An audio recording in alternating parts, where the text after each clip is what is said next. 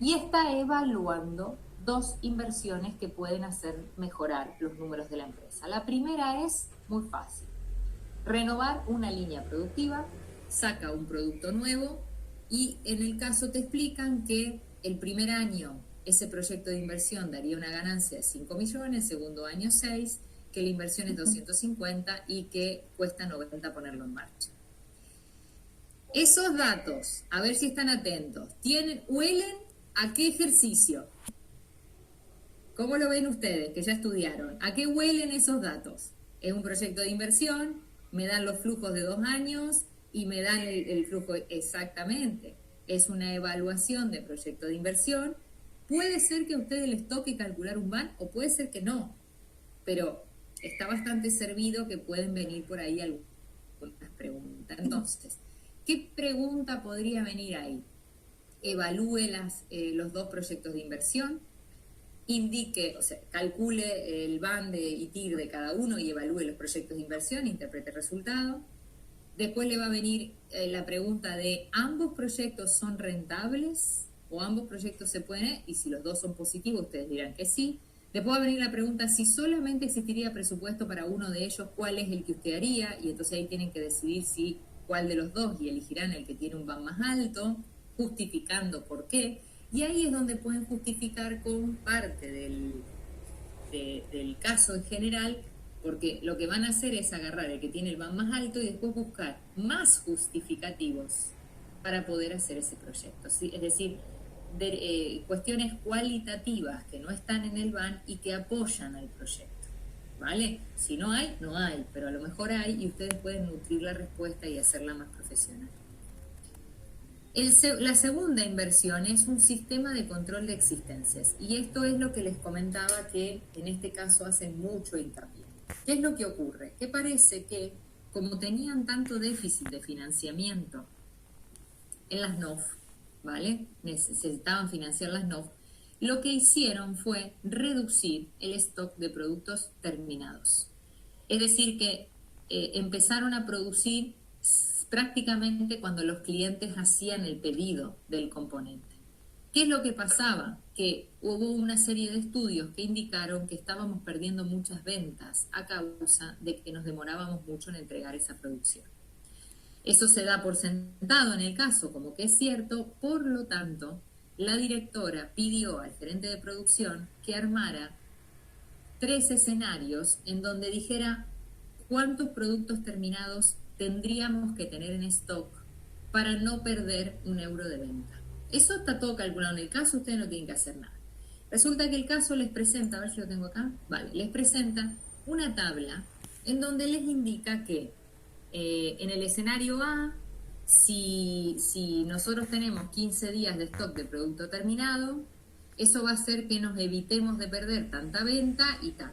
En el escenario B tenemos más días de stock, entonces vendemos más. En el escenario tal tenemos más días, vendemos tal. Entonces, eso es solamente que lo entiendan, que interpreten qué es, porque este ejercicio así como tal no lo vimos antes, pero bueno, hasta ahora solamente tienen que entender el estudio de datos que hizo el gerente de producción. Ustedes no tienen que hacer nada. Pero ¿qué puede pasar aquí? Que, por ejemplo, ustedes les pregunten, ¿qué otras medidas considera usted que podrían tomarse para reducir las necesidades operativas de fondos? Y ustedes contestan con las otras dos, que no son las existencias, pues las existencias no se pueden tocar. Podrían preguntarle con qué ratios considera que se miden las existencias correctamente. Y después el caso les dice que sí o sí las existencias de productos terminados van a tener que aumentar. Es decir, que hoy lo han bajado tanto, que después de este estudio se dieron cuenta que hasta en el estudio más bajito de todos, el stock que tienen hoy es demasiado bajo y lo van a tener que subir.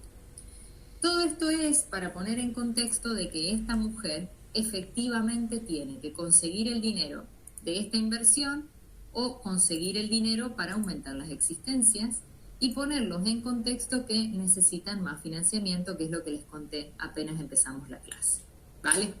Entonces, ¿qué alternativas de financiamiento se plantean en el caso? Primero el factoring, que lo tienen en la primera hoja del caso, y después una emisión de acciones ordinarias. es decir, que emitan acciones normales al mercado, que entren socios nuevos, ¿vale? Estas acciones tendrían unas condiciones de emisión, que ustedes las vieron en la unidad 5, que habla de que van a emitir 400.000 acciones a 6,5 dólares por acción, pero que una vez que uno le reduce los costos, el capital que realmente entra a la empresa como financiamiento es 5 euros cada acción y no 6,5. Por ejemplo, ahí les podrían preguntar, si no creo, pero podrían preguntarle qué es esa diferencia entre 6,5 y 5, los gastos de emisión que tienen las acciones, y ustedes lo saben porque lo vimos en clase, ¿vale? Pero después resulta que este caso les aporta información sobre el rendimiento al vencimiento de las letras del Tesoro, les aporta información de obligaciones del Tesoro a 10 años y les aporta información de obligaciones de empresas, no del Tesoro, de empresas, que tengan una clasificación AA, A o B. ¿Qué es ese AA, A o BB? La calificación de riesgo que tienen esas empresas. Es decir, una empresa es más riesgosa cuando tiene B, cuando tiene B, BB, cuando tiene B tiene menos riesgo, el AA y el A total es la empresa menos riesgosa de todas.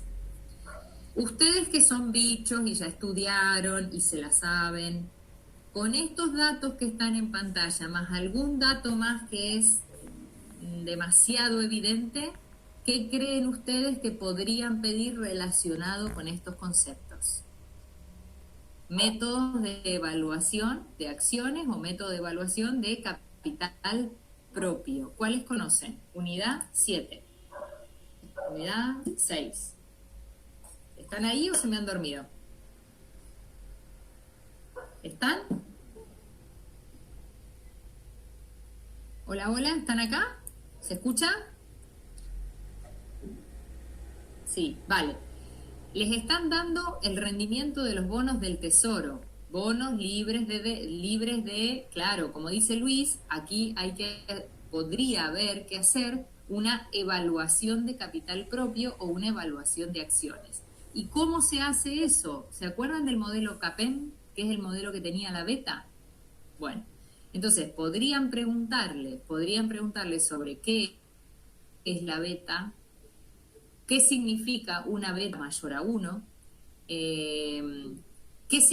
para qué se usan en este ejercicio las letras del Tesoro, y ustedes saben que dentro del modelo CAPEM hay una característica que es el el rendimiento de activos libres de riesgo, y el activo libre de riesgo es el tesoro de un gobierno, ¿vale? El bono del tesoro de algún gobierno. Entonces, para eso le dan estos datos. Puede ser que a algunos le toque hacer ese modelo, no hacerlo, sino contestar algunas preguntas relacionadas con eso, y puede ser que algunos directamente, ¿vale? Entonces, eso es todo lo que tiene el caso. El caso no tiene ni más ni menos. Entonces, ¿qué es lo que yo les sugiero, o que se pongan a ejercitarse en casa? Que después no es que lo pueden llevar al examen, pero cuando uno mastica los datos y se pone con el Excel y los trata, los entiende muchísimo mejor.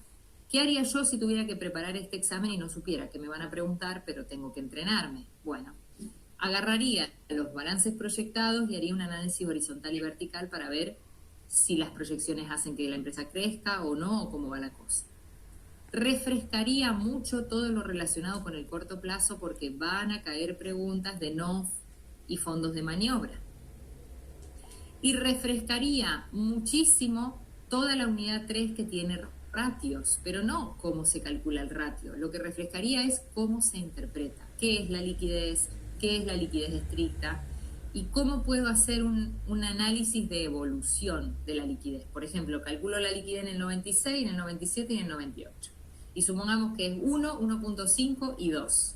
Bien, entonces un análisis, si me llegan a decir, analiza su evolución, la evolución de la liquidez, uno puede decir, revisando los índices de liquidez, crece en un 50% de un año al otro.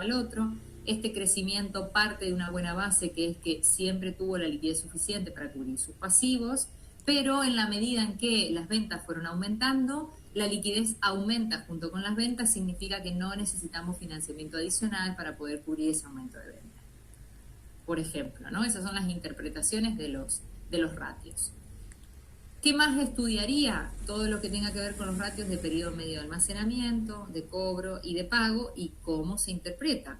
Si me da 65,30 un periodo medio de cobro, ¿qué es eso? La empresa se demora 65 días en cobrarle a sus clientes.